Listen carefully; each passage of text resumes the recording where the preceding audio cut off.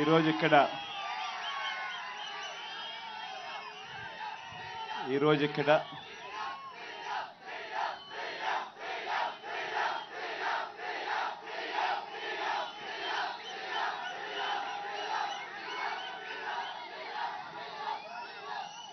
ఆటోలు నడుపుకుంటూ, ట్యాక్సీలు నడుపుకుంటూ, టిప్పర్లు నడుపుకుంటూ తమ జీవనం అంతా కూడా కొనసాగిస్తూ ఉన్న పరిస్థితిలో ఉన్న అన్నదమ్ములందరికీ కూడా ఈరోజు ఈ కార్యక్రమంలో స్వాగతం. మనమంతా కూడా ఈరోజు ఏకమయ్యాం. ఈరోజు ఇక్కడ ఏకమై ఒకవైపున మన సమస్యలను వినేందుకు, మన తరపున మనకు ఎటువంటి సమస్యలు ఉన్నాయి అని చెప్పి మా తరపున కూడా ఒక చట్టసభలో ఒక ప్రతినిధి మా తరపు నుంచి కూడా ఉండాలి. అలా ఉంటే మా సమస్యలు కూడా గవర్నమెంట్ దృష్టికి తీసుకొని పోగలుగుతాము. తద్వారా గవర్నమెంట్ దగ్గర నుంచి సానుకూల స్పందన మాకు వస్తుంది అని మీరు అడిగిన రిక్వెస్ట్కు మొట్టమొదటి ప్రభుత్వం అనుకుంటా అది మన వైఎస్ఆర్ కాంగ్రెస్ పార్టీ ప్రభుత్వం అని చెప్తా ఉన్నా.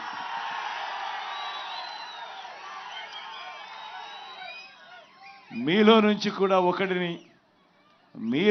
కూడా ఒకరిని ఏకంగా చట్టసభలో కూర్చోబెట్టేందుకు బడకశిర నియోజకవర్గం నుంచి పోటీగా వైఎస్ఆర్ కాంగ్రెస్ పార్టీ అభ్యర్థిగా కూడా పెడతా ఉన్నాం.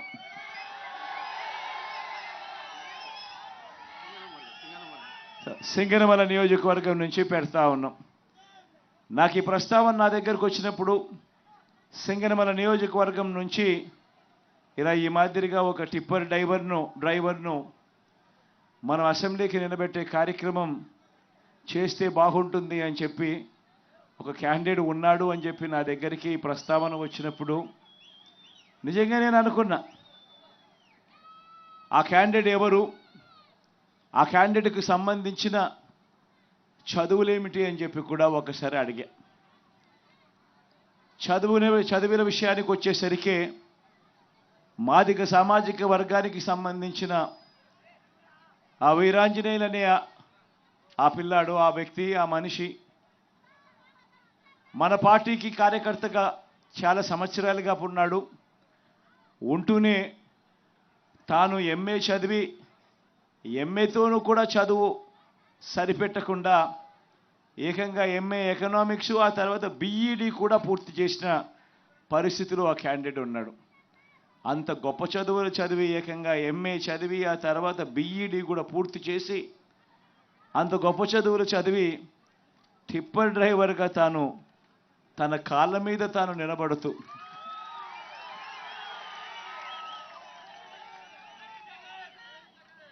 అటువంటి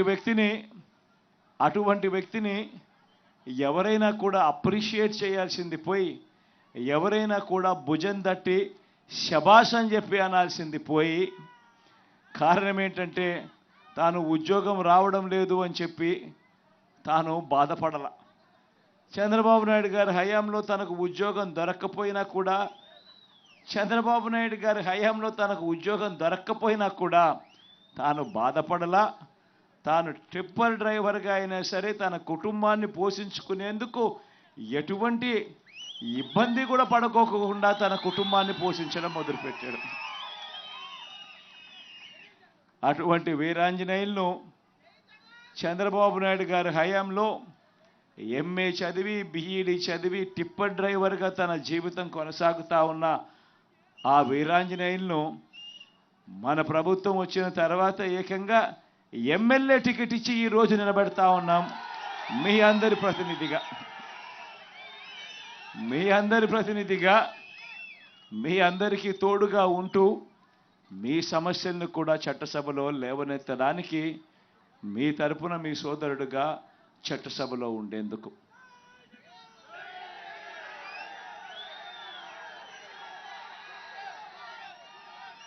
ఇలాంటి ఈ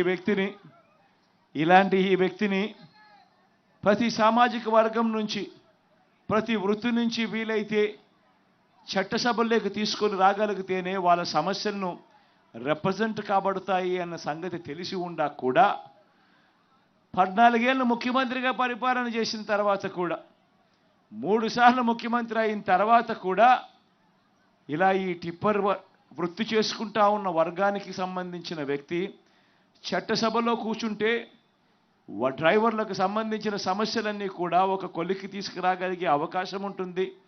వాళ్ళు పడతా ఉన్న ఇబ్బందులు కూడా ప్రభుత్వం దృష్టికి తీసుకొచ్చే కార్యక్రమం ఎఫెక్టివ్గా చేయగలుగుతారు అని తెలిసి ఉండి కూడా అవహేళన చేస్తూ, ఇదే పెద్ద మనిషి చంద్రబాబు నాయుడు గారు ఏమన్నారు, జగను ఒక టిప్పర్ డ్రైవర్కు సీట్ ఇచ్చాడు అని చెప్పి ఇలా చూపించాడు.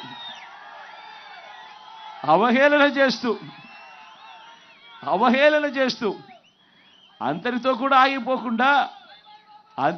ఆగిపోకుండా టిప్పర్ డ్రైవర్ అనేసరికే చాలు ఏలుముద్రగాడు అని చెప్పి కూడా అనేశాడు చంద్రబాబు నాయుడు.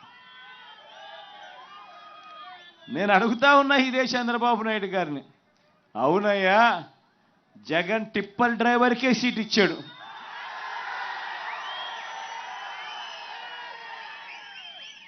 ఏం తప్పు చేశాడయ్యా జగను అని అడుగుతా ఉన్నా.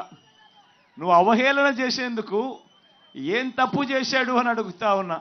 నిజంగా నువ్వు చెయ్యలేని పని, నువ్వు కోట్లు డబ్బులున్న పెత్తందారులకు నువ్వు టికెట్లు ఇచ్చావు. నేను ఒక సామాన్యుడికి, ఒక పేదవాడికి పార్టీ తరఫున నిలబెడిచ్చి టికెట్ ఇచ్చి గెలిపించే కార్యక్రమం నేను చేస్తా ఉన్నా.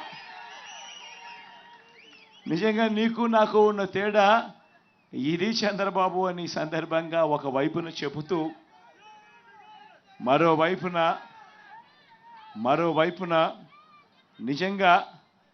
నిజంగా ఈరోజు గర్వపడతా ఉన్నా. ఎందుకు తెలుసా గర్వపడతా ఉన్నాను? సొంతంగా ఆటోలు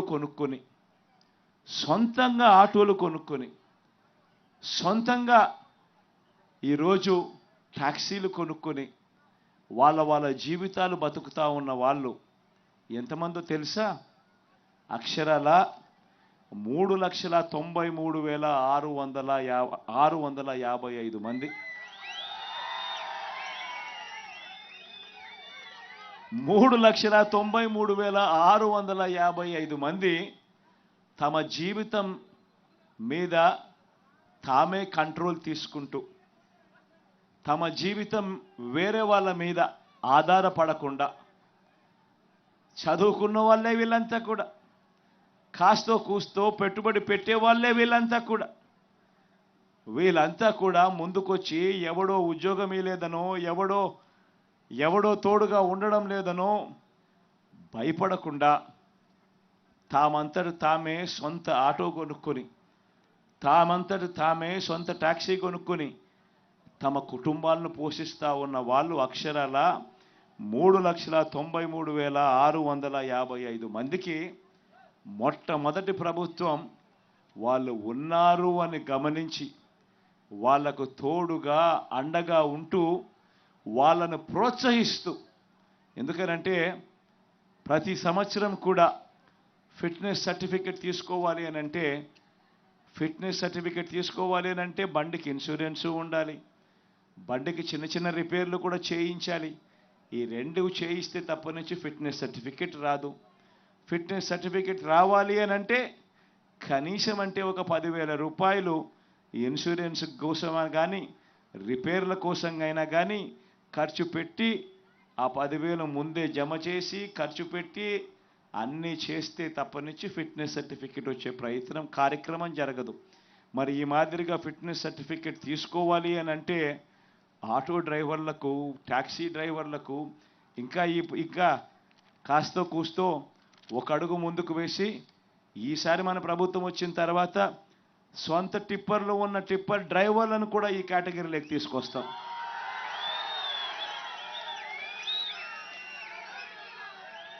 వీళ్ళందరికీ కూడా క్రమం తప్పకుండా మన ప్రభుత్వం ప్రతి సంవత్సరం వీళ్ళకు తోడుగా అండగా ఉంది అని చెబుతూ ఏకంగా ఈ 3,93,655 మందికి క్రమం తప్పకుండా, అంటే కొంతమంది మళ్ళీ అమ్ముకుంటా ఉంటారు వాళ్ళ వెహికల్స్ అన్నీ కూడా, కానీ క్రమం తప్పకుండా ప్రతి సంవత్సరం 10,000 ఇస్తూ ఏకంగా 5 సంవత్సరాలలో 50,000 రూపాయలు తీసుకున్న వాళ్ళు. ఎంత ఇచ్చామో తెలుసా? అక్షరాల ఈ 3,93,655 మందికి వాళ్ళ కుటుంబాలకు మంచి చేస్తూ ప్రతి సంవత్సరం క్రమం తప్పకుండా వరుసగా ప్రతి సంవత్సరం 10,000 ఇస్తూ 5 సంవత్సరాలలో 50,000 రూపాయలు కూడా పొందిన వాళ్ళు కూడా దీంట్లో ఉన్నారు. మొత్తంగా 1,296 కోట్ల రూపాయలు కేవలం వీళ్ళకిచ్చాం. మరొక్కసారి చెప్తా ఉన్నాను, వాహన మిత్ర అనే కార్యక్రమం అనే స్కీమ్ తీసుకొచ్చి ఈ ప్రతి డ్రైవర్కు తోడుగా సొంత ట్యాక్సీ కానీ సొంత ఆటో కానీ కొనుక్కొని తన జీవనం సాగిస్తూ ఉన్నా, సొంతంగా చేసుకుంటా ఉన్న ఇటువంటి వాళ్లకు ఏకంగా ఈ 5 సంవత్సరాల 58 నెలల కాలంలో 1,296 కోట్ల రూపాయలు వాళ్ళ చేతుల్లో పెట్టారు. ఈ ఒక్క పథకం ద్వారా ఈరోజు మీ అందరికీ మరొక మాట కూడా చెప్తా ఉన్నా. నెక్స్ట్ మళ్ళీ మన ప్రభుత్వం వచ్చిన తర్వాత ఈసారి సొంతంగా టిప్పర్లు కొనుక్కొని సొంతంగా లారీలు కొనుక్కొని వాళ్ళ జీవనం వాళ్ళు నడిపిస్తా ఉన్న వాళ్ళకు కూడా ఈ జాబితాలోకి తీసుకొని వస్తాము అని కూడా ఈ సందర్భంగా చెప్తా ఉన్నా.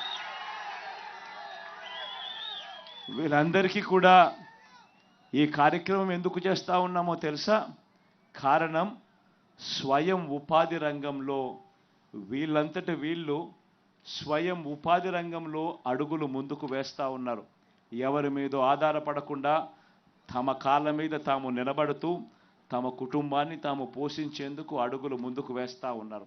ఇక ఎలాగో మామూలుగా ఉన్న డ్రైవర్లకు, మామూలుగా ఉన్న మిగిలిన వాళ్ళందరికీ కూడా మన నవరత్నాల్లోని మన అన్ని పథకాలు ఎలాగో వాళ్ళందరికీ కూడా అందుతూ ఉన్నాయి. అమ్మఒడి దగ్గర నుంచి మొదలు పెడితే, వాళ్ళ ఇంట్లో అవ్వ తాతలకు పెన్షన్ దగ్గర నుంచి మొదలు పెడితే, వాళ్ళ ఇంట్లో ఉన్న పెద్దోళ్లకు చేయూత దగ్గర నుంచి మొదలు పెడితే అన్నీ కూడా ఎలాగో అందుతూ ఉన్నాయి.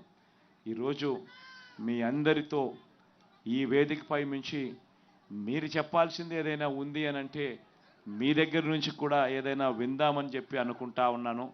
మైక్ మీకు ఇస్తాను. మీ తరపు నుంచి మీరు ఏదైనా చెప్పాలనుకుంటే కూడా వినేందుకు సిద్ధంగా మీ బిడ్డ, మీ అన్న, మీ తమ్ముడు మీకెప్పుడూ అందుబాటులో ఉంటాడు అని కూడా ఈ సందర్భంగా తెలియచేస్తూ, మీలో ఎవరైనా మాట్లాడాలనుకుంటే మైక్ నేరుగా మీకే ఇచ్చే కార్యక్రమం చేస్తాం.